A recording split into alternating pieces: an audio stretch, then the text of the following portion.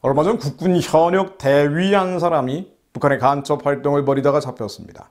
북한 공작원인 해커로부터 가상화폐를 받고 군사 기밀을 빼돌리다가 구속된 것입니다. 공교롭게도 그는 북한 지휘부 제거 작전을 수행하는 육군 제13특수임무여단 특임여단 소속이었습니다.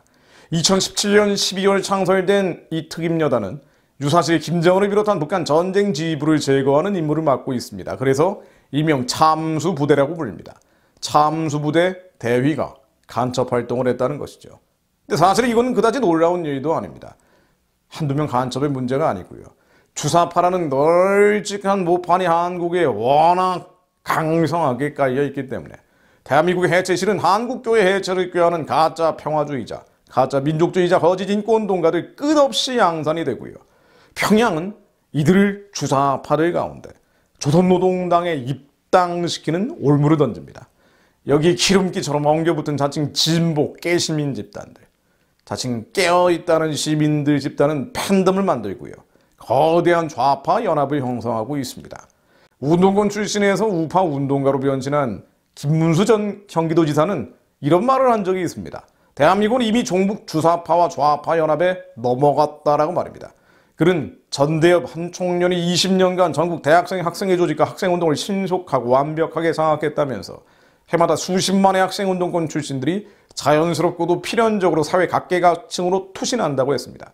또 입법, 사법, 행정, 교육, 문화, 방송, 예술, 경제계, 기업, 동네, 구멍가게까지 완벽하게 붉은 혁명사상으로 물들였다라고 말을 한 적이 있죠.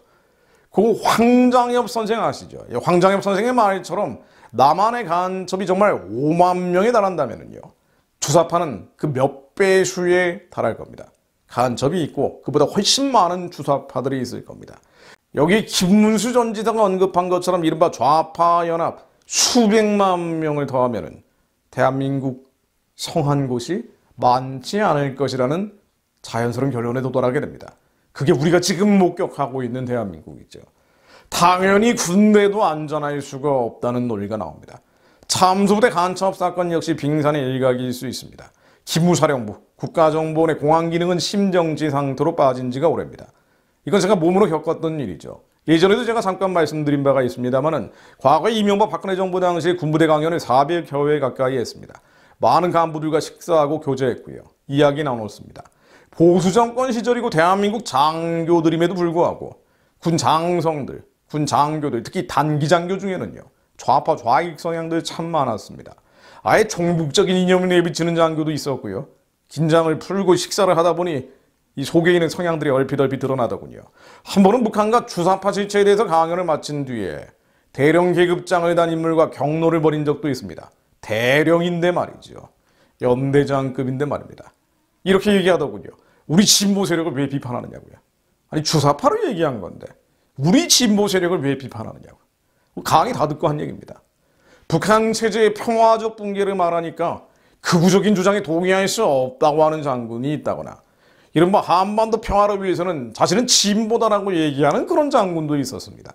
아마도 김대중 노무현 정권 10년을 거치면서 소위 남북 화해협력을 이념적으로 주입받고 또 특정 지역 출신들이 군대 안에 카르텔을 만들고 있는 게 아닌가 하는 생각도 들었습니다.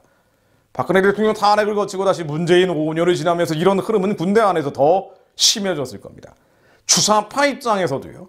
군대는 자기 세력을 삼기 위해 지난 5년간 집요한 노력을 전개해 왔겠죠. 역사를 돌이켜보면 6.25 직전에 여수 순천 반란 사건도 군부대 안에서 벌어진 반체제 세력의 봉기였고요. 75년 월남의 공산화 당시에 결정적 붕괴의 스모킹건도 군대의 좌경화였습니다. 생각해보면 너무 안타까운 일입니다. 과거에 군부대 강연을 신나게 돌아다닐 무렵에 적어도 청년장교단은 이 청년장교단만큼은 조국 통일의 화랑단 같았습니다. 선과 악을 분별할 능력이 있었고요.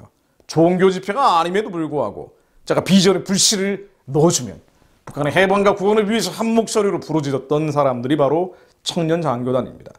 그렇게 산산골골 육군, 해군, 공군을 돌면서 통일교육, 자유민주주의 통일교육을 했었죠. 돈을 많이 벌기 위한 목적이 아니었습니다. 두배산골 대대급 교육에 나서면은요. 하루 강연료가 당시 돈으로 13만 원이었습니다. KTX라도 한번 타면 교통비가 더 듭니다. 그래도 청년들 눈빛을 살리는 게 너무 재미나서 신나게 다녔던 시절이 있었습니다. 2,500만 노예 동족들이 살려야 한다면서 그리려고 하는 다위처럼 타오르던 그 청년들이 지난 수년간 반일이니 친북이니 친중이니 엉뚱한 적개심 교육만 받았을 생각을 하면 참담한 생각이 듭니다. 그런 의미에서 윤석열 당선인 남은 5년 동안 적어도 군대만큼은 정상화시켜야 합니다. 정리해봅니다. 지난 70여 년간 나라가 지켜온 것은 하나님의 은혜입니다. 또 기도하는 이들이 아직은 재단에 불을 꺼뜨리지 않고 기도하고 있다는 증거이기도 합니다.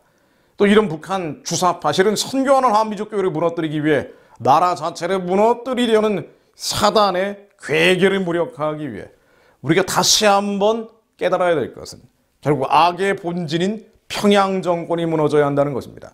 평양 정권이 무너져야 이런 지긋지긋한 내전이 끝이 납니다. 사실 대한민국 대통령은요, 방어하는 데 그쳐서는 안 됩니다. 조국의 평화적 통일을 위해 노력할 책무, 즉 평화적으로 북한 정권을 해체시켜야 될 사명이 있습니다.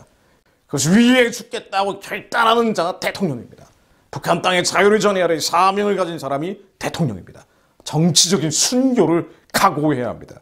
그 죽음에 대한 각오는 사실 하나님을 두려워하지 않는 한 쉽게 나오지 않는 법이죠. 그래서 기도합니다. 언젠가는 하나님을 경외하는 대통령이 세워질 수 있기를 기도합니다. 북한의 해방과 구원을 이룰 수 있기를, 그런 지도자가 세워질 수 있기를 기도합니다. 또 윤석열 당선인이 역시 하나님을 알게 되기를, 그 역시 하나님이 사용해 주시기를 기도합니다. 열왕기하 19장 35절 말씀을 읽고 기도하고 마무리합니다. 이 밤에 여호와의 사자가 나와서 아수르 지정의 군사 18만 5천 명을 친니라. 아침에 일찍 일어나 보니 다 성장이 되었더라. 하나님, 말씀으로 한반도에 임하시면 모든 것이 뒤집어짐을 알고 있습니다.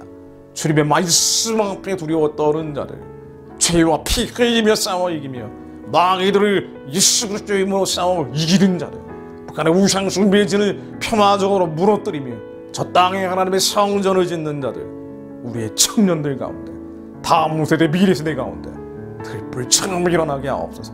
그를 위해 헌신하는 자들이 먼저 부지저기도 하게 하옵소서. 저희들이 그들이 되게 하옵소서. 예수 그리스도 이름으로 기도드립니다.